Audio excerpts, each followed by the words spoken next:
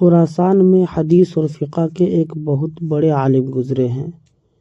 وہ اپنے زمانے میں مسلمانوں کے امام سمجھے جاتے تھے۔ ان کو دوسروں کے حقوق کا بہت خیال تھا۔ وہ ہر ایک کی امانت ادا کرتے۔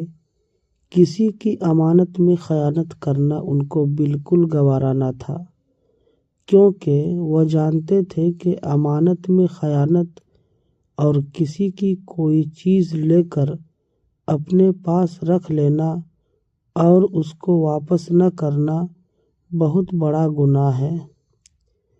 وہ خود اپنا ایک عجیب و غریب واقعہ بیان کرتے ہوئے کہتے ہیں کہ ایک مرتبہ میں ملک شام میں تھا۔ مجھے کچھ لکھنے کی ضرورت پڑی۔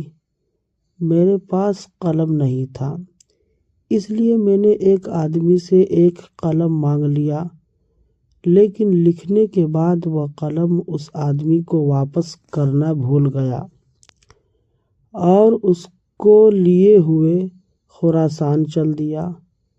جب میں بہت دور خراسان کے بڈو نامی شہر پہنچ گیا تو مجھے یاد آیا، دیکھا کہ وہ قلم تو میرے ہی پاس ہے۔ مجھے بہت افسوس ہوا کہ میں دوسرے کا قلم لے کر چلا آیا۔ یہ تو اس کی امانت تھی۔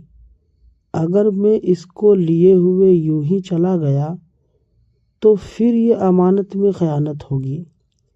اس لیے میں نے سوچا کہ چاہے جتنی پریشانی اٹھانی پڑے، بہرحال مجھے اس قلم کو واپس کرنا چاہیے۔